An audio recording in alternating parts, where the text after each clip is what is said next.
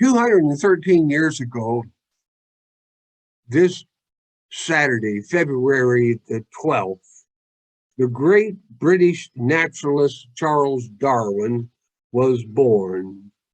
At least 1,000 churches across America from many different traditions are celebrating the sixth Sunday after Epiphany as Evolution Sunday.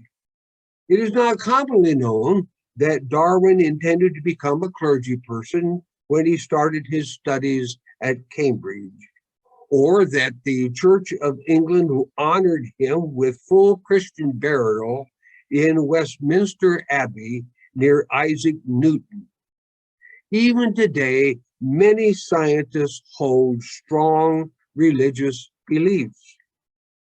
Mainstream Christianity finds it perfectly acceptable that scientific studies should be liberated from the stifling demands of dogma by using observable phenomena to understand our world.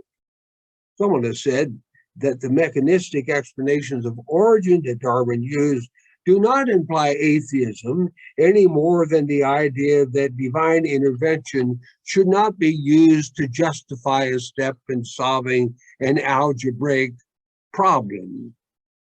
So therefore, you couldn't say that algebra is atheistic.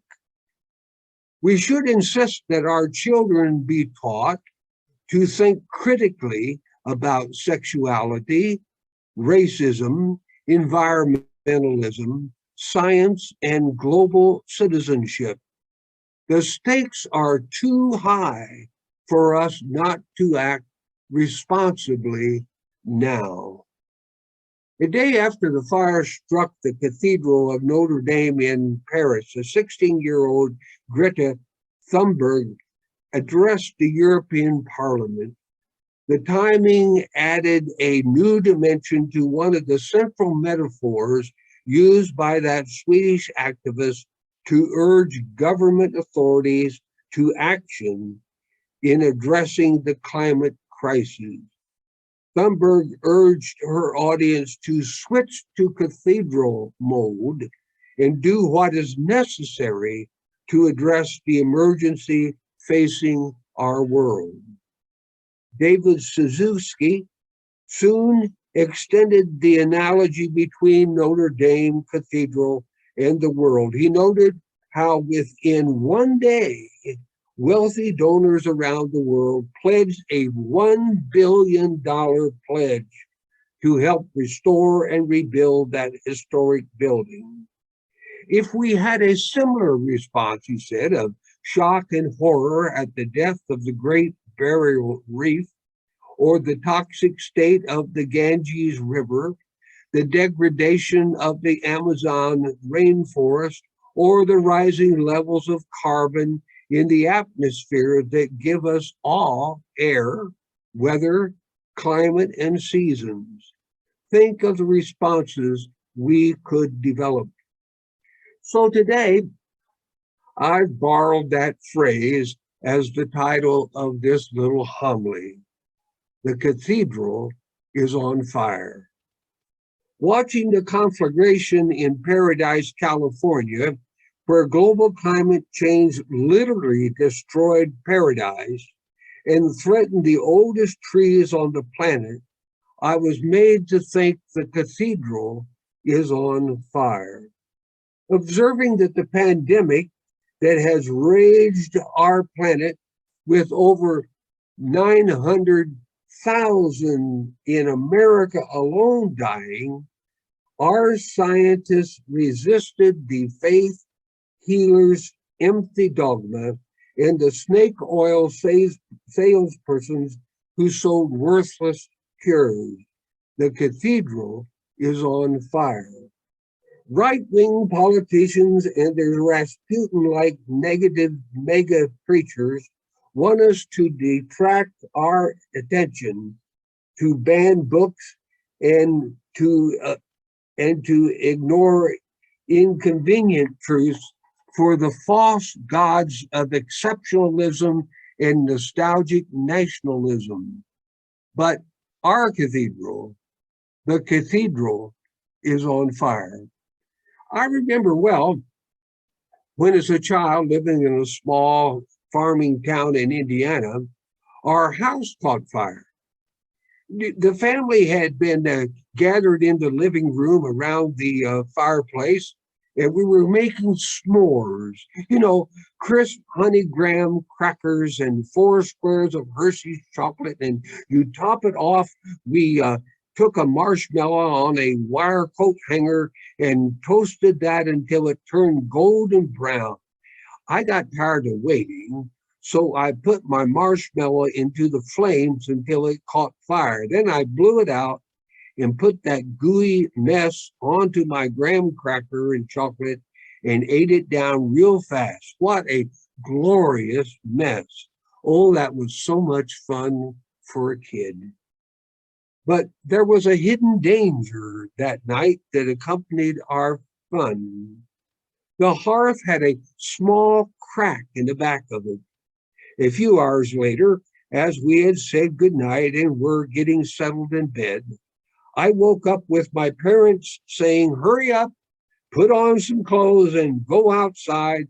The house is on fire."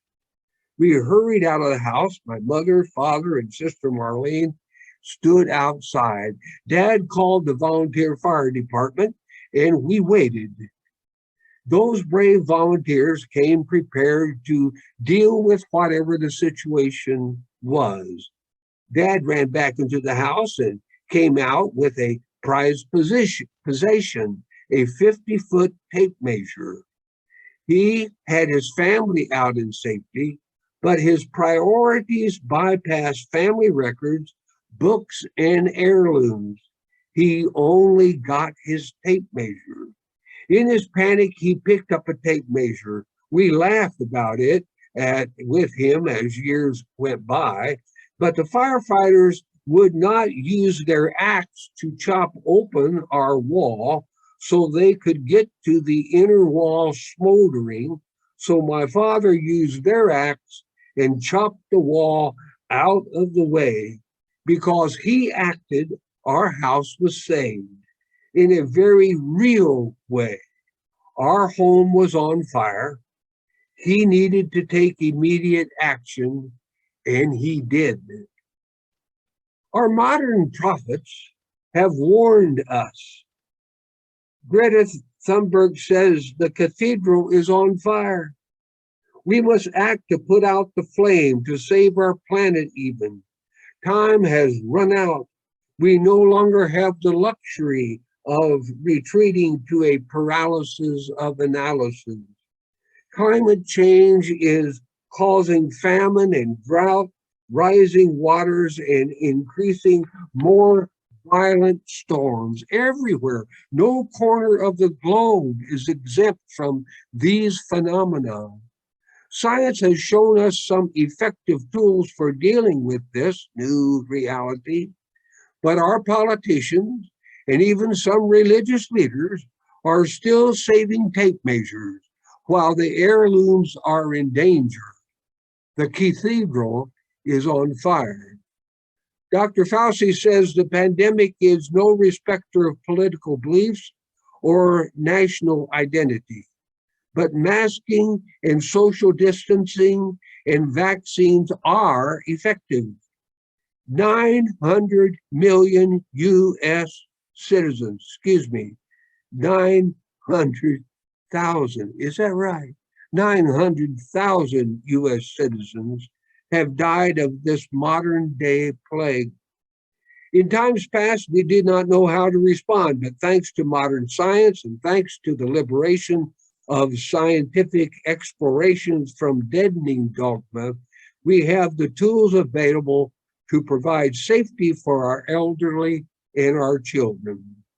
Yet some 30% of Americans are hostile to these remedies. The scriptures record the lament of the prophet Jeremiah.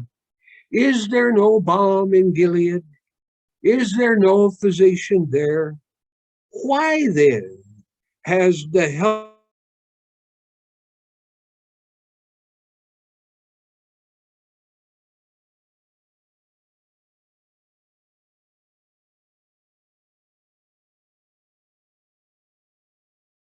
people not been restored. There is a balm in Gilead.